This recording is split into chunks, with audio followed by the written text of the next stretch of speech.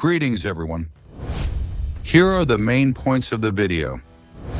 Shocking the Middle East, American superfighter jets will tear through the sky. The overwhelming coordination between the F-35 Superfighter and the B-1B Lancer Flying Fortress has officially shattered even the most solid air defense networks, turning Iran's command centers into dust right in the heart of the capital. A dark scenario. The global oil lifeline is being choked off, and millions of barrels of crude oil are destroyed. From the devastating Hellfire missile strike disabling oil tankers at remote islands, to the secret raid that completely paralyzed the Basra superport, which handles 3 million barrels of oil a day, a brutal global energy crisis is officially igniting. How much will the world financial markets be shaken by this unexpected turn of events? The B-2 Spirit and the GBU-57 Earth-penetrating superbomb have flattened Tehran's underground KSR bunker system. When the entire top command of the enemy is forced to hide deep underground to preserve their power, strategic flying fortresses launched from the United States are ready for an ultimate destructive strike on the most fortified mountains. The loss of vital communication links not only shatters Iran's double-edged diplomatic game, but also opens up a terrifying scenario of internal uprising within the country. Welcome to the analysis program of Luan Ban Qiansu. Before we get into the details, we kindly ask you to take a few seconds to like the video and subscribe to the channel so we can continue. Thank you, dear viewers.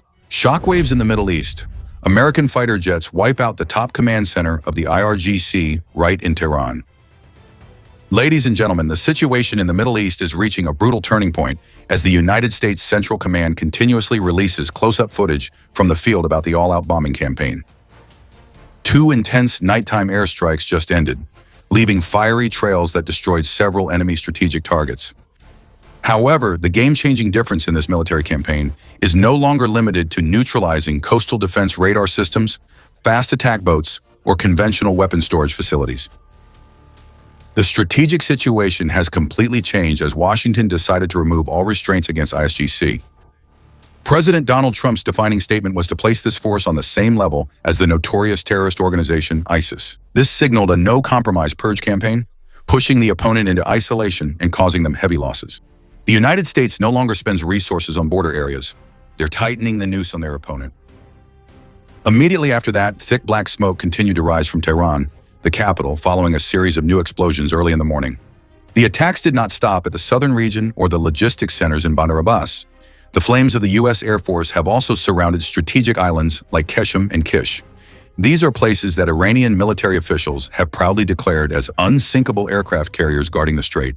Now, the pressure from bombs and bullets has turned them into giant launch pads for a tragic fireworks display, marking the collapse of a once solid coastal defense doctrine. Facing the suffocating pressure from the attacks, the leaders in Tehran still made strong statements. They asserted that the Strait of Hormuz, the lifeline of global energy, would be completely blocked until the U.S. accepted the legal frameworks imposed by Iran, and viewed this strait as an absolute red line.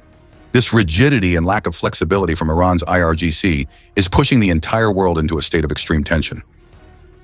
Tehran's diplomatic circles continuously declare that most of their ultimate military potential has not yet been activated. If Washington keeps escalating, their strategic ballistic missile retaliation will surpass any scenario the enemy expected. However, behind those flashy warnings lies a harsh reality, as intelligence reports confirm that most of the key ballistic missile storage facilities have already been flattened in previous airstrikes. Observers are skeptical that the decisions of the Iranian command are based on distorted information and perceptions, like seeking answers from a fake crystal ball that always gives illusions of victory. Even the simulated images of missile launches created with artificial intelligence technology are released solely to cover up defensive gaps and intimidate the enemy.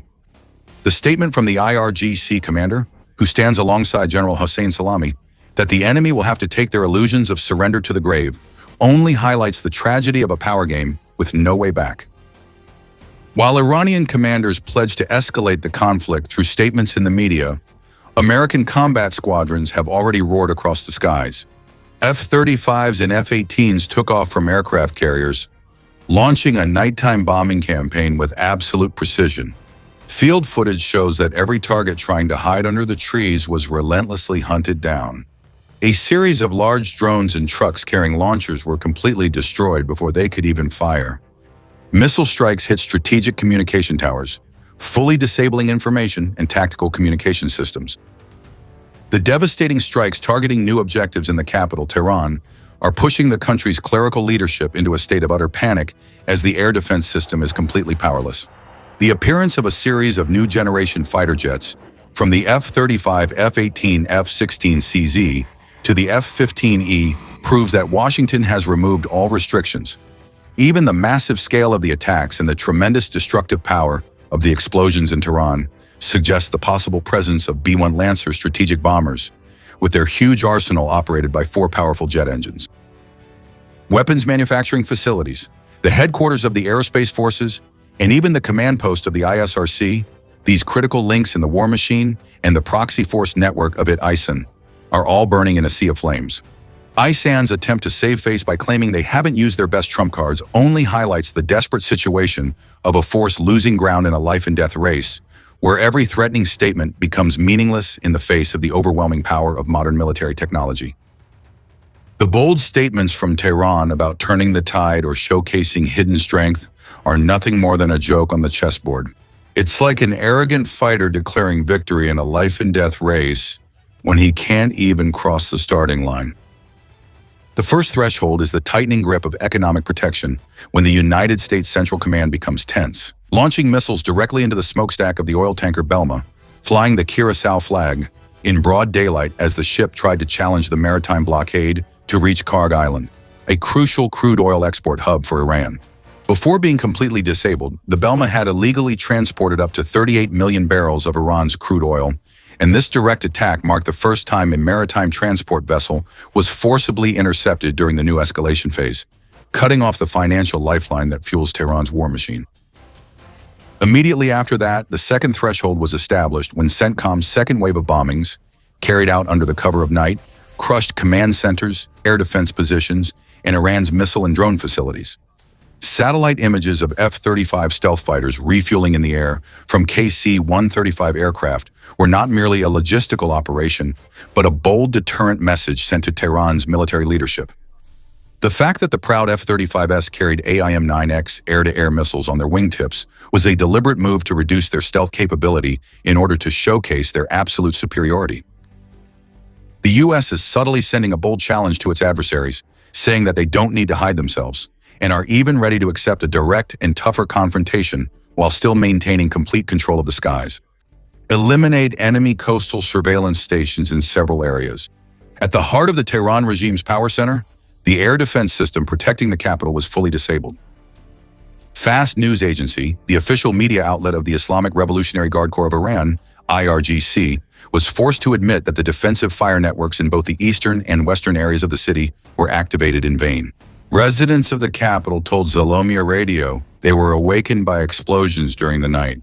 This war is clearly a devastating tragedy, but when every diplomatic way out, whether carrot or stick, is rejected by the regime, with extremist ideology similar to ISIS is refused, then the destructive explosions are the inevitable price they must pay from the harshest part of the stick. Under the relentless pressure of bombs and bullets, the diplomats of Tehran are exposing an ironic and deceitful scenario on the international stage. On one hand, they unilaterally launch waves of drones and missiles to sabotage America's partner countries. On the other hand, they quickly wave a fake olive branch by releasing the illegally detained American citizen, Denden Dakari, as a gesture of goodwill to revive negotiations, sending a message of wanting sincere dialogue. This psychological tactic is like an obsessive extremist deliberately showing up at your house, even after being flatly rejected before. That fallacy becomes even more ridiculous when Iran boasts that their most advanced weapons have not yet been deployed and that they will deliver a retaliatory blow far beyond anyone's expectations. This statement is no different from an athlete who stumbles right in the first 100 meters of a Spartan race, but still arrogantly claims he will definitely win. Although military officials have not officially announced the identities of the bomber squadrons, the technical characteristics on the battlefield are pointing to the powerful presence of the supersonic flying fortresses, B-1B Lancer. This is a heavy bomber capable of carrying up to 24 long-range air-to-ground cruise missiles, reversing the battlefield advantage with the JASSM-ER. With a superior range of over 500 nautical miles, the B-1B Lancer does not need to penetrate the dense air defense firepower of Iran. They can fly at high altitudes at Mach 1.2, staying outside the threat range, silently launching missiles with extremely low radar cross-section to automatically locate and destroy command centers deep inside enemy territory. The enemy's key targets will be completely wiped out in the dark before ground forces even realize a threat is present in the sky. Excuses about not having unleashed Iran's best power are now just the meaningless ramblings of a defeated loser, completely insignificant in the face of the overwhelming power of modern military technology. The revolutionary combat coordination between the fifth-generation stealth fighter F-35 Lightning II and the supersonic flying fortress B-1B Lancer is completely reshaping modern air combat doctrine. The core of this combination lies in the next-generation APG-81 active electronically scanned array radar system combined with the Distributed Aperture System, DAOS, giving the F-35 the ability to digitize and recreate the entire battlefield space in absolute detail unmatched by any other fighter in the region. Operating deep in dangerous contested airspace, the F-35 easily maps real-time targets and suppresses or destroys the remaining enemy air defense posts with its internally carried arsenal, all with ease. When the B-1B launches a salvo of long-range air-to-ground cruise missiles from a distance of up to 500 nautical miles, the F-35 acts as a forward guidance station, transmitting target data directly so the warheads can automatically adjust their flight paths and destroy targets without the bombers having to enter the enemy's defensive fire. The destruction targets of the coalition are not limited to the radar stations, coastal areas, or simple sensor systems, but are now penetrating deep into fortified underground bases and hundreds of KS and KSR bombs scattered throughout Iran's territory. Instead of using the nation's resources to improve the lives of its people and build a strong middle class, the ruling elite in Tehran has poured all resources into constructing a network of bunkers and underground fortifications, burying the nation's assets underground to conceal military strength and protect their own survival, while the current top leaders themselves are also forced to live deep beneath layers of reinforced concrete. The coalition's bombing campaign has systematically expanded through each phase, neutralizing coastal weapons, isolating forward islands, blinding the sensor network, and now directly targeting central command posts. In the next steps, the B-2 Spirit stealth bomber, combined with the massive GBU-57 MOP bunker buster bomb, is always ready to be deployed from its base in Missouri to deliver direct destruction to fortified mountains like the Pickaxe region, also known as the Kaju Hills, which had already been targeted by President Trump before flying straight back to the U.S. without any need for intermediate stops. Facing imminent collapse, the Iranian military spokesperson, General Amir Akamari, still tried to issue tough warnings, declaring that Tehran was waiting to use most of its advanced military capabilities and was ready to open new fronts beyond the enemy's expectations through its arsenal of Tamsa ballistic missiles and a network of proxy warfare spread throughout the region. However, analysts clearly understand the brutal nature of this regime. They are willing to sacrifice the entire population to preserve the regime's absolute power.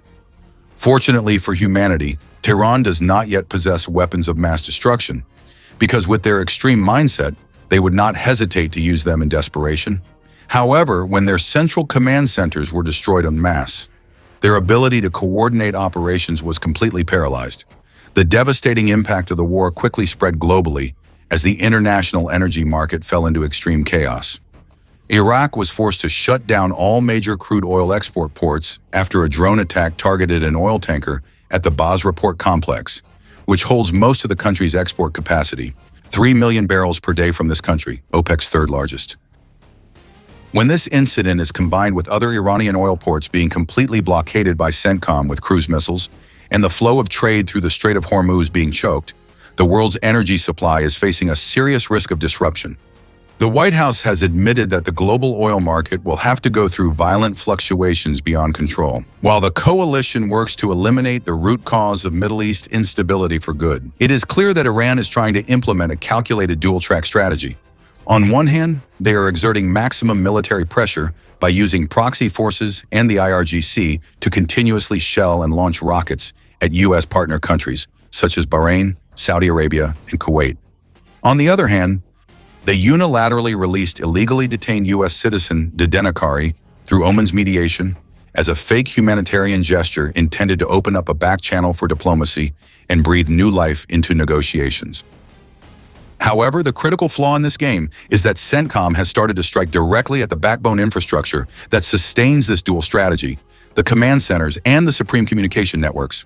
When the central command centers are lost, Tehran completely loses the ability to accurately coordinate military counterattacks to serve diplomatic bargaining purposes.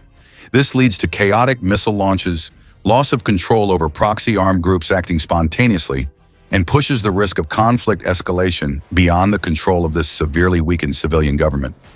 It could even open up a historic opportunity for the internal resistance movement of the Iranian people to overthrow the regime if they receive a large-scale arms aid campaign from outside. Will the world witness a new chapter where the IRGC forces are completely wiped out, just like the terrorist organization ISIS was once eliminated? And will there be an internal uprising from the Iranian people themselves to liberate themselves?